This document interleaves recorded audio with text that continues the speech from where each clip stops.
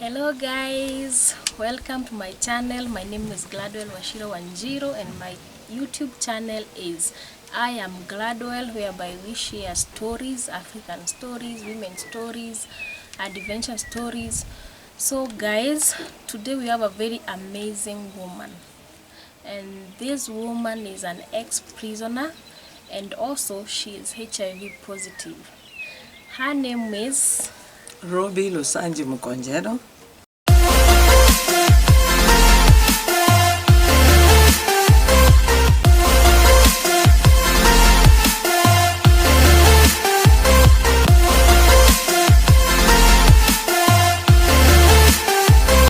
Hello guys, my name is Gladwell Washira Wanjiro and I'm a YouTuber all the way from Africa in a country called Kenya, in a county called Migori County. So today we have a very amazing woman, a very happy soul, and she has a story, and a very amazing story that will inspire, will touch your heart. So guys, let's hear the story and welcome her home. She has personally touched my life because of her story, and I would wish for her to share the story so that she can be able to touch others people's life. So welcome so much. Thank you. Yeah, you can tell us who you are and we continue. Okay, my name is Robi Lusanji Mukonjero. I come from Kakamega, that's where I was born, but I live in Nairobi. And I've come to visit my friend here in Migori. And actually I'm an ex-prisoner. I was jailed in Langata Women Prison for fighting with my husband's girlfriend. And I left my children with my brothers. Although my children suffered so much, actually the one who suffered more was my firstborn, my daughter. She was schooling in Uganda. And when I was jailed, she was in Form 3 in Uganda. And then I left her with a family friend. This is a Ugandan man, but he has married a Kenyan woman. And they were good family friends. So when I was jailed, when he heard that I was jailed, he went to school and told them that I'm dead, I died. And then she even changed my daughter's name to Ugandan name. That was his name now, because he's a very powerful man in Uganda, and he's still powerful in Uganda. So when she went to school, he changed everything. He wanted to marry my daughter as a fourth wife. But I thank God because my daughter refused. Because even my daughter was schooling with his daughters, and they were even bigger than my daughter. So I was so annoyed because this was a family friend. I wondered what went in him to say he wanted to marry my daughter. And then everything was bad. Nobody used to go and visit my daughter. There was a time my brother went there up to the school to visit my daughter. And my brother was told that you have to go and collect a letter from so and so. So I was wondering why, because this was an uncle to my daughter. So my brother and the wife went up to this man's office. When they reached there, do you know this man refused to give them that letter? So they never saw my daughter. They went back to Kenya. After that, my daughter finished Form 4. After that, my daughter finished Form 4, and then he joined Form 5 and Form 6. So I used to have a friend of mine. She was a nurse in Mombasa. So this friend in fact, she was the only friend who remained with me, because when you have a problem, everybody runs away from you.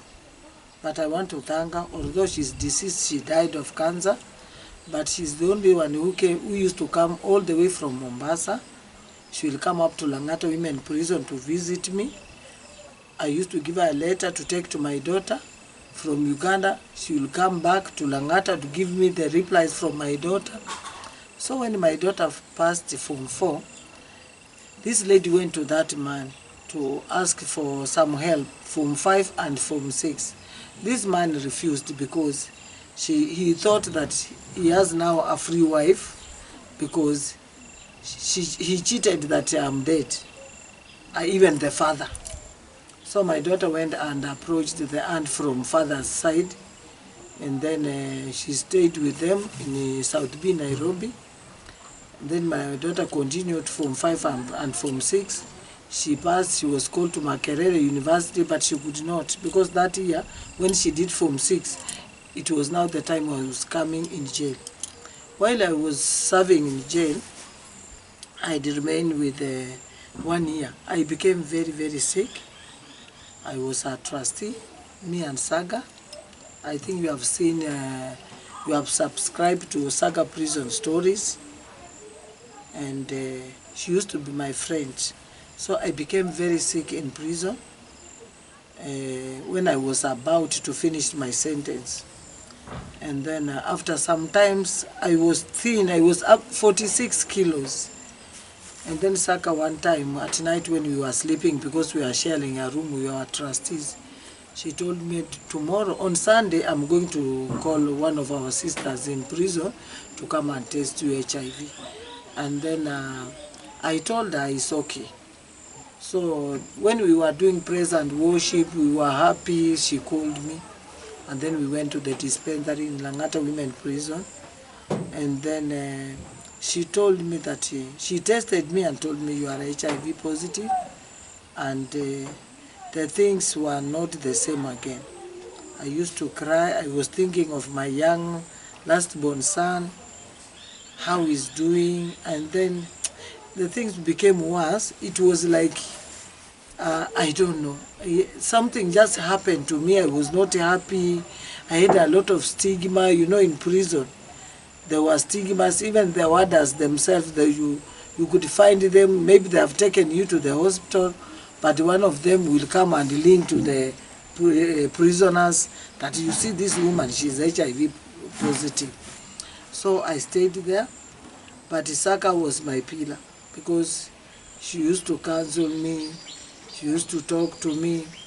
I thank God I came out of prison knowing that I'm HIV positive. But my husband visited me only once when I was just about to leave the prison. And then, in fact, he cheated me. That's what I can say, that when you finish your sentence, you just come, everything is okay, there is no problem. Kumbe, he was going to marry another woman. So when I was remaining with the 2 weeks, I told one of the social worker to call him. When he called, a woman picked the phone.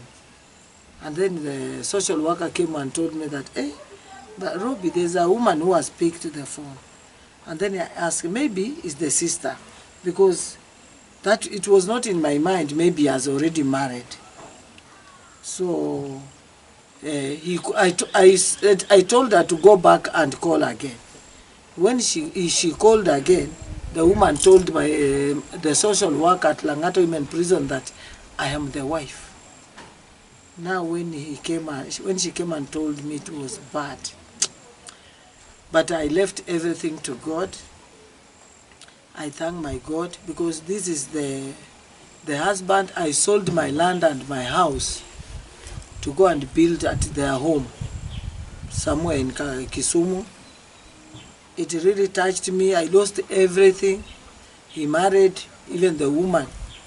The woman he married used to wear my clothes, my shoes, my everything, even the bed they're sleeping on up to now. I bought it with my own money. So it was very painful. And then I finished my sentence. So how many years were you in prison? I was there for 5 years.